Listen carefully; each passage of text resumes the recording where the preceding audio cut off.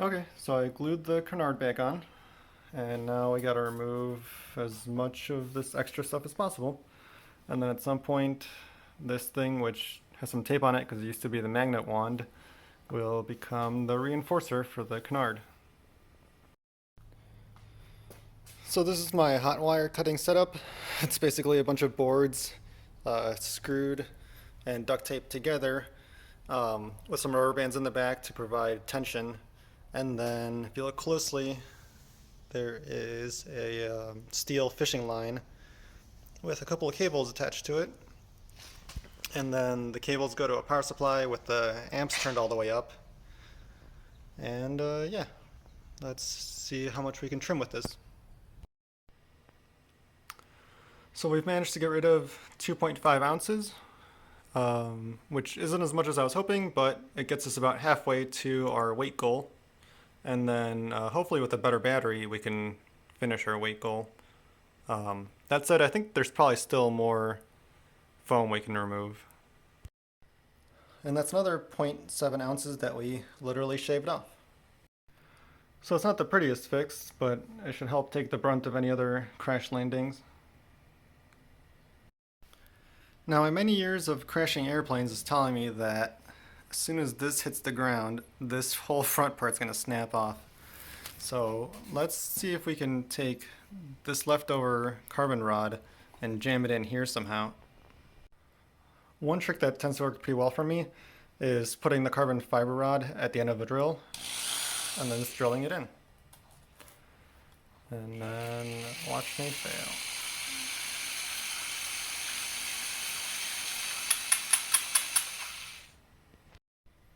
And now that the hole's been drilled, let's anchor it in there with some hot glue.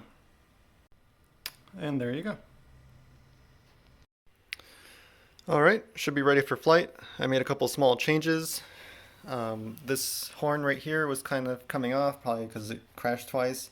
So I glued it up a bit more and changed the tape. I extended the cable a little bit because it was kind of getting in the way. I changed up the battery to one that should weigh about half, or at least like 70%. And then I also taped up the hole because you probably don't want your slow moving air from the bottom to try to push its way up to the fast moving air on top.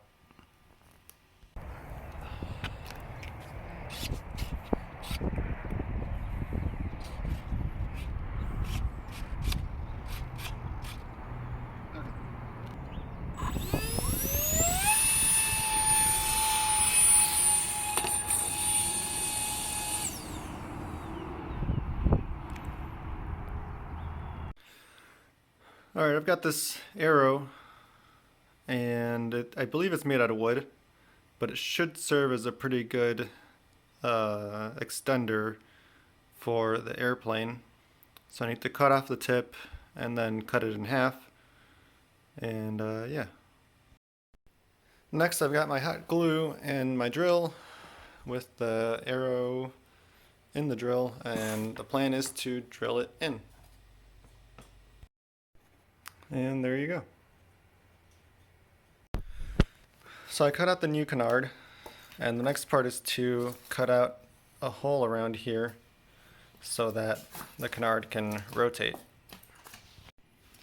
Okay, so the next step is to use some tape to connect these two and set up a hinge. It's not bad.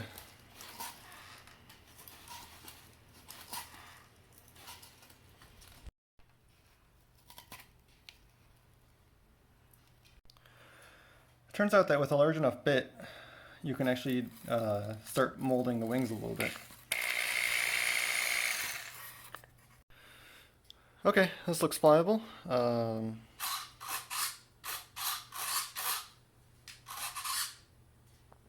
Yeah.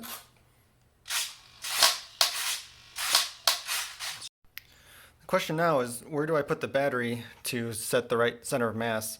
And I think what I'm going to do is probably either put it like right here or even up here. to help with the center of thrust, because the center of thrust is a little high, I mean, compared to the rest of the vehicle. And that might be what's pushing me down.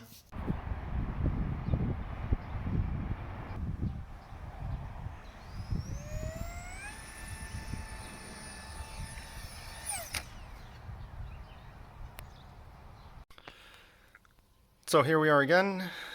Airplane has crashed. I'm gonna have to watch that video a few more times to really understand what happened. But I think part of it might have been that this thing wasn't perfectly lined up and it was causing like a roll, especially when interacting with this thing, because it seemed to speed up the roll rate seemed to speed up the faster the airplane was going. So yeah, maybe it just wasn't perfect enough, but either way, that was way too hard to fly. So part of it could be me, that I'm used to flying slower, less maneuverable airplanes. So the two options I can think of, one, I can try adding a flight assist to kind of help stabilize things. I have a Pixhawk somewhere, and I could try to jam that on here. And then two, really just, I think, I mean, this whole thing is kind of a pain. I think if I take a second to kind of step back and redesign it and like make it sturdy and symmetric, I think it'll go a long way.